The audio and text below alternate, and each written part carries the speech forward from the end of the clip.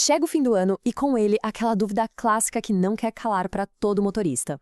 E os pontos na carteira, hein? Com a virada do calendário, muita gente tem aquela esperança de que a pontuação simplesmente zera, sabe? Quase como uma promessa de ano novo. Mas será que é assim mesmo que a coisa funciona? Bom, vamos mergulhar nisso e desvendar de uma vez por todas como o sistema de pontos da CNH opera de verdade. Vamos direto ao que interessa. Começando por desvendar o maior mito de todos sobre a pontuação na CNH. Essa ideia de que tudo se apaga na virada do ano. Será que o Código de Trânsito brasileiro está nesse clima de festa? Essa é a pergunta de R$ 1 milhão, não é mesmo? A crença popular é que todas as multas e os pontos que foram acumulados durante o ano de 2025 vão magicamente desaparecer quando 2026 chegar. Seria ótimo, mas a legislação tem uma visão um pouquinho diferente sobre isso. Pois é, e aqui está a resposta sem enrolação nenhuma.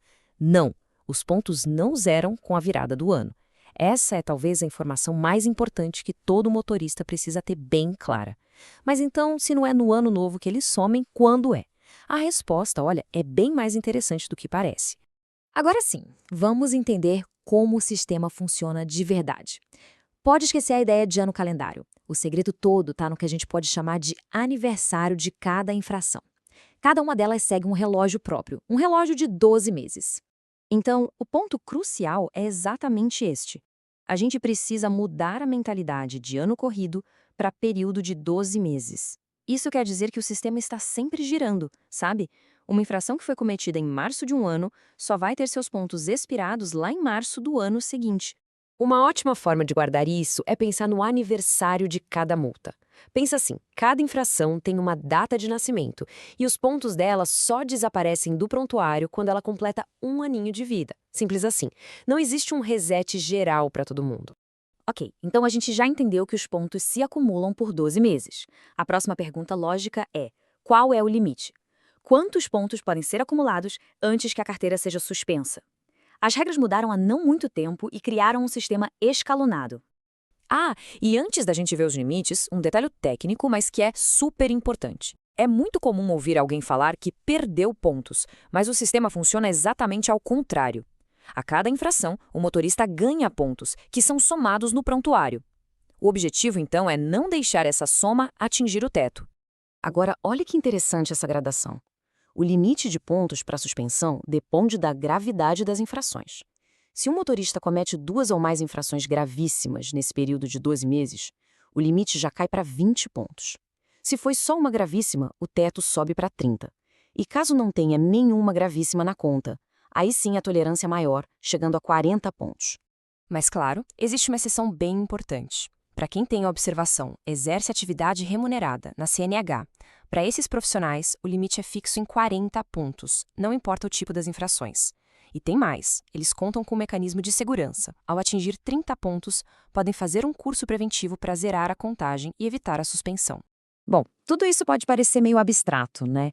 Muita regra, muito número. Então, vamos usar um exemplo prático para ver como o sistema de aniversário e os limites funcionam juntos no dia a dia. Isso vai clarear tudo. Ok, vamos acompanhar esse motorista. Em março de 2025, uma infração gravíssima, 7 pontos na conta.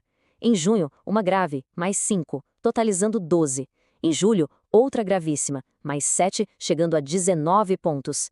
Aí chega o dia 1º de janeiro de 2026 e nada acontece. A pontuação continua em 19.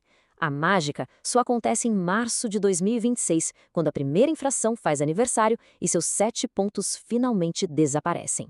E o resultado é o que a gente vê aqui. Depois do aniversário da primeira multa, o total de pontos do motorista cai para 12. E esses pontos que restaram das multas de junho e julho só vão expirar nos seus próprios aniversários lá em 2026. Fica bem claro como o sistema é um ciclo contínuo, né?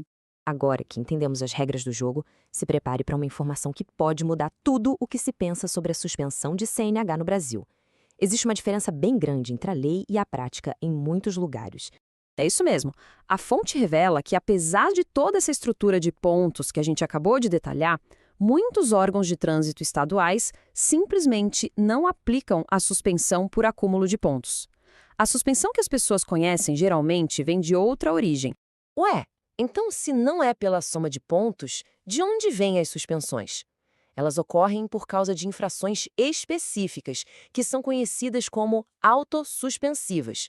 A lei prevê que cometer uma dessas infrações, como dirigir depois de beber ou exceder a velocidade em mais de 50%, leva à suspensão direta do direito de dirigir.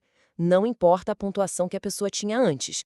E isso nos leva à grande questão final. A regra de pontos existe, mas a aplicação dela varia. A informação mais valiosa é saber como o Detran do seu estado atua.